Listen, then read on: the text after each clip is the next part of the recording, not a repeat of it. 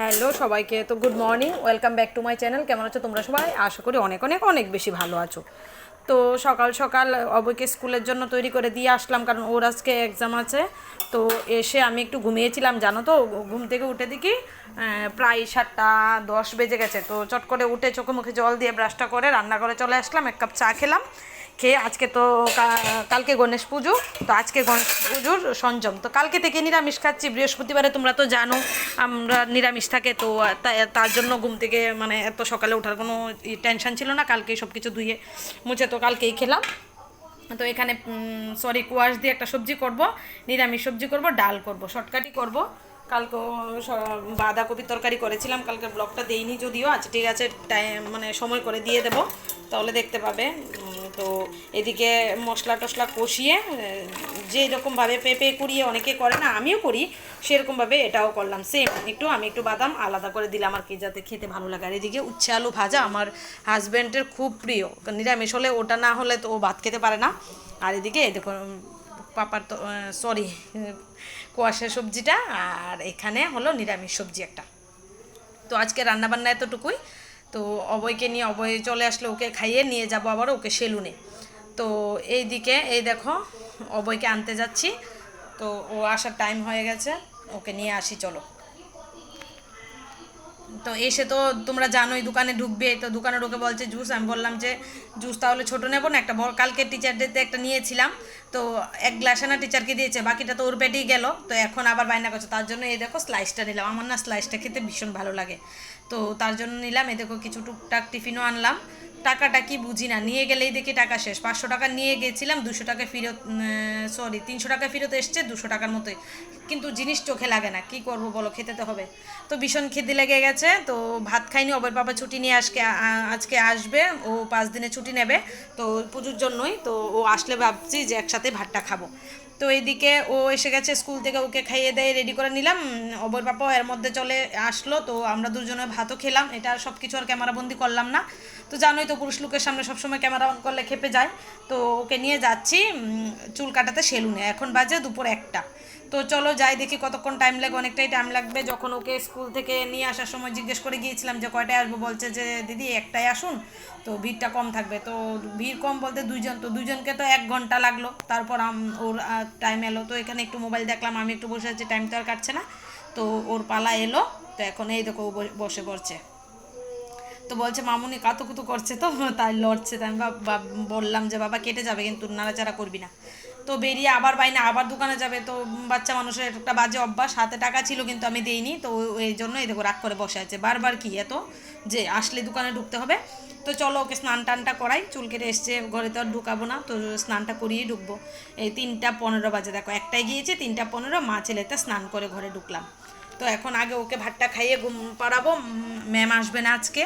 তো আমিও ভাতটা খেয়ে একটু শুবো, আমারও ভীষণ টায়ার্ড লাগছে।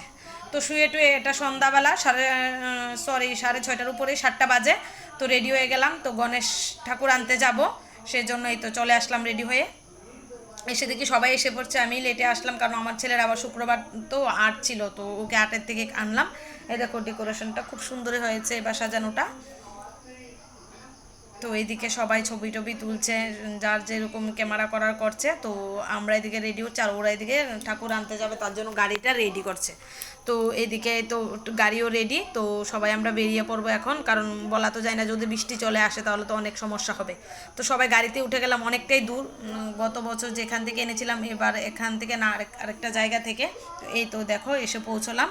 অনেক মূর্তি আছে, গণেশ আছে দুইটা, একটা, আর বাকিগুলি মনসা, তারপরে আরও অন্য কিছু, বিশ্বকর্মার সামনেই তো বিশ্বকর্মা পুজো। তো এখানে ঠাকুরকে যাত্রা করে নিচ্ছে, পান সুপারি জল মিষ্টি এগুলি তো দিতে হয়। তো সেগুলো দিদি কি কি করছে করে নিচ্ছে, দিদি ভালো পারে এসব বিষয়ে, আমি আবার একটু কম জানি, তো আমি একটু ক্যামেরা করলাম। এইদিকে এই তো ঠাকুরকে বরণ করে নিচ্ছে। তো এখন ঠাকুর উঠানোর পালা, তো নিয়ে যাব।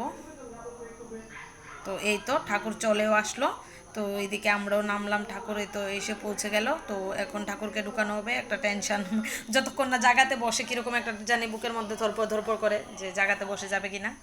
এই তো বসে গেল।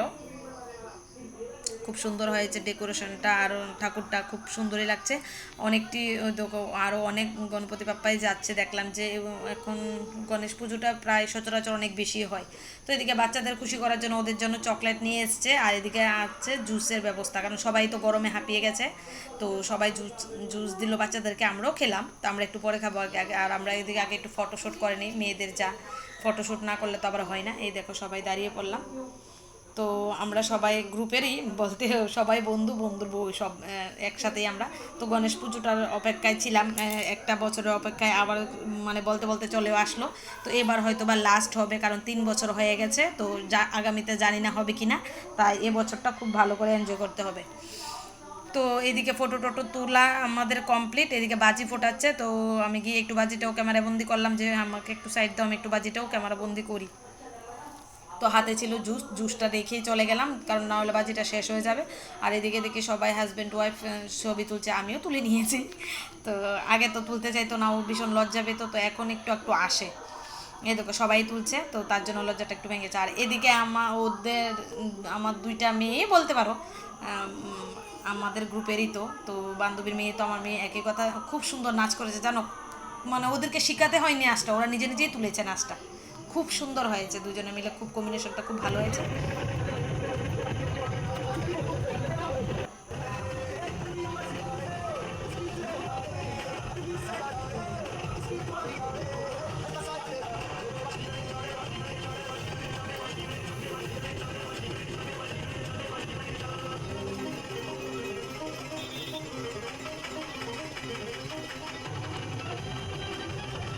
তো কপিরাইট আসার সম্ভাবনা থাকে, তার জন্য ভলিউমটা একদম কমিয়ে দিয়েছি, জানি না কপিরাইট আসবে কিনা। তো চলো টাটা বাই বাই, বাড়ি চলে যাই, আজকের মতো ব্লগটা এখানে শেষ করে দিচ্ছি।